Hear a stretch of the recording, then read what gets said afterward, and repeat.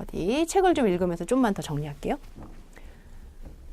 1955년부터 75년에 이르기까지 세계적으로 수학교육의 광범위하고 획기적인 개혁운동이 전개되었는데 이 운동을 수학교육 현대화 운동 또는 새수학 New Math Movement. 왜 New Math예요? 그 전까지의 수학은 아니다. 이런 이야기겠죠. 그리고 20세기에 만들어진 그 수학, 현대 수학, 아주 새로운 수학을 학교로 끌어와야 된다. 이런 이야기였겠죠. 현대화운동은 1957년 10월 소련의 인공위성 스푸트닉 1호의 발사 성공에 자극을 받은 미국과 유럽을 중심으로 활발하게 진행되었다.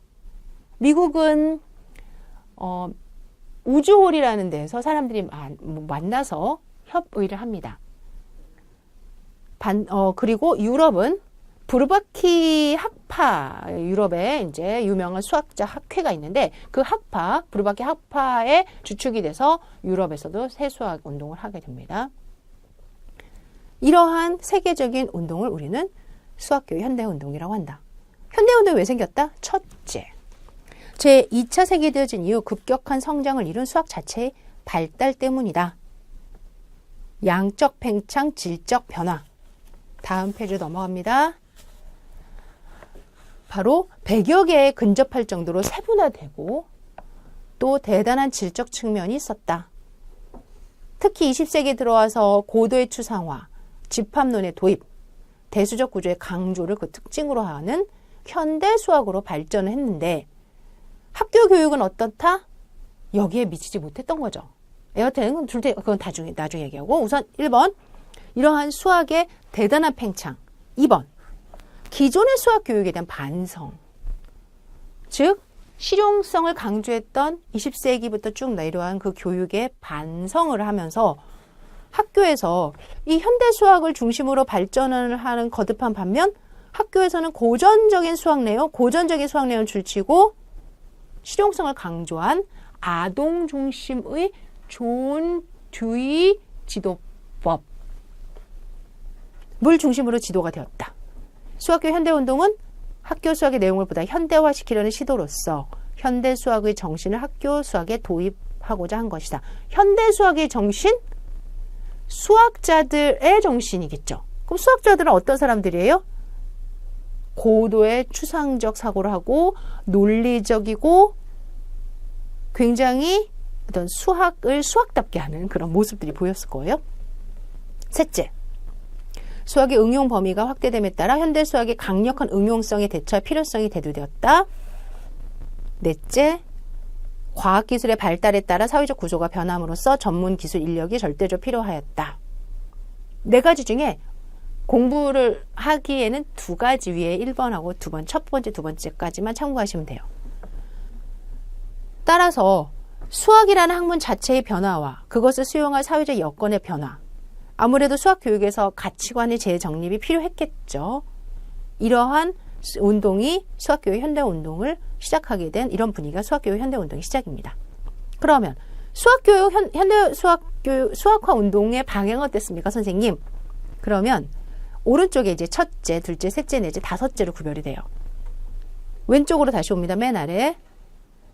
수학교육 현대운동의 방향 중에서 이제 네 가지는 수학교육 내용 측면의 현대화라고 하고요. 주로 듀돈네 줄치시고 유럽의 부르바키 학파의 일원, 현대운동을 대표했던 부르바키 학파의 한 사람이에요. 그리고 마지막 다섯 번째는 수학 교수 방법의 현대화라고 했는데 교수법의 현대화. 우선 오른쪽 앞쪽 첫째, 현대 수학의 내용과 방법을 조기에 과감히 도입해라. 집합, 함수, 확률, 대수적 개념 등 이러한 내용들은 20세기 들어와서 새롭게 더 많이 연구가 된 분야들이에요. 그럴 때 이러한 개념 등과 이와 관련된 용어 기호 등을 과거에 비해 일찍 도입해야 되는 거 아니냐. 특히 현대수학이 기본 토대라고 할 수 있는 집합 개념을 초등학교 수학에서 초중등 수학에서 강조해야 된다라고 이야기합니다. 처음 들어보죠? 현대수학이 기초 토대가 된다는 집합 개념? 대학에 가면 제일 먼저 뭐 배워요? 캘큘러스? 맞아요. 미적분학 배우죠. 하지만 집합론 안 배우세요? 집합론은 칸토르가 19세기 말 지금까지 있었던 수학을 뒤엎은 현대 수학입니다. 그리고 그 집합에 근거해서 모든 수학들이 다시 재정립된 것이 해석학, 복함, 미적분, 그렇죠. 그 다음에 위상수학, 현대대수 다예요. 따라서 20세기 초에 수학의 시작은 집합론부터였고, 그럼 학교도 집합부터 가르쳐야 된다라고 본 거죠. 둘째, 대수적 구조를 강조했습니다. 대수적 구조? 대표적으로는 군한체인 현대대수를 말하는데요. 다양한 수학적 개념을 개별적으로 다루던 종래의 방식을 지양하고 군한체 등의 현대 수학의 개념을 활용하여 수학적 개념을 추상적이고 통합적으로 다루어야 한다고 본 거죠. 여러분들, 현대화 운동에서 중요한 건 대학 수학을 초등화하자예요. 초등화한다고 해서 수학이 달라집니까? 그러니까 초등화한 거에 대한 이유를 붙여야죠. 집합을 가르치래. 왜? 그래, 맞아. 원래 대학 수학 자체가 집합이라는 게 중요하니까. 그래서 이렇게. 대수적 구조를 가르치래. 특히 군한체와 같이 지식을 통합하는 게 되게 중요하대. 왜? 이게 그냥 말하기 대학에서는요, 그렇게 공부하죠. 이런 식으로 생각을 하셔야 되는데, 그냥 결론적으로만 잘 이해하십시오. 대수적 구조를 강조한다는 건 수학 개념을 개별적으로 다루던 종래의 방식을 지양하기 위해서였습니다. 논리적 엄밀성을 강조했겠죠. 대학 교육. 굉장히 논리적이고 엄밀하잖아요. 특히 학생들에게는 직접적으로 논리적 엄밀성을 강조할 수 없으니까 학생들의 발달 단계에 적절한 수준에서 가능한 한 가르치고자 했고요. 또 개념을 애매모호하게 규정하는 종래의 방식에서 벗어나 가급적이 엄밀하게 규정하려고 했어요.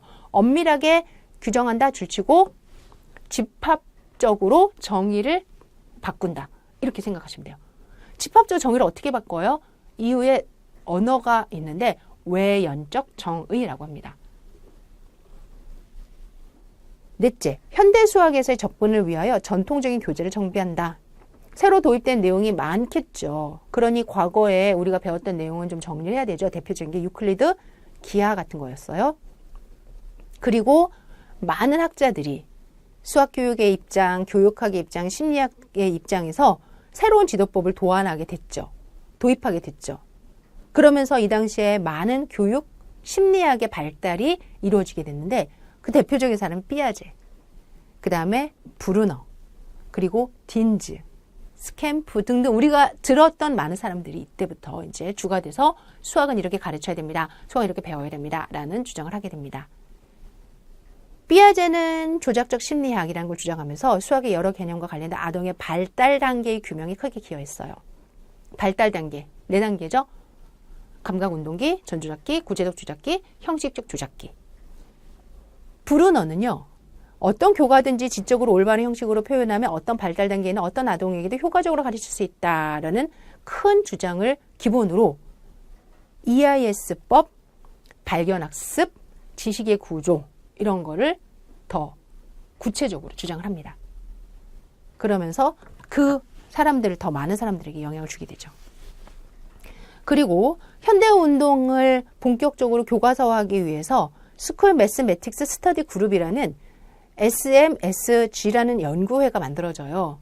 이 연구회가 실험 교과서를 편찬하면서 이런 식으로 교과서를 만들면 됩니다. 라는 샘플을 주죠. 우리나라는 몇 차 교육과정에 아까 영향을 받았다? 3차. 3차 교육과정을 만들 때 이 실험 교과서가 미국에서 우리나라로 옵니다. 보니까 미국에서 이렇게 가르친대. 열심히 번역을 해요. 그리고 이거를 그대로 교과서화한 게 3차 수학과 교육과정의 교과서라고 생각하시면 돼요. 맨 아래 현대화 운동은 우리나라의 경우 1973년부터 시작된 제3차 교육과정에 영향을 주게 된 거죠. 나중에 71페이지에 가서 다시 한번 확인해 보겠습니다. 결과적으로 엄청난 큰 뜻을 가지고 시작을 했어요. 수학자를 양성하자. 그래서 수학자들이 했던 집합, 대수, 대수적 구조, 그 다음에 논리, 논증 뭐 이런 것들을 최대한 끌고 왔는데 듣자 하니 끌고 왔는데까지겠죠. 다음 페이지에 가니까 현대운동에 대한 비판이 상당합니다. 그 비판의 끝은 뭐였을까요? 그렇지, 빙고. 다시 뭐로 돌아가지? 베이직. back to basic으로 돌아가는 거죠. 그래서 기초로 돌아가기 운동을 하게 되는 겁니다.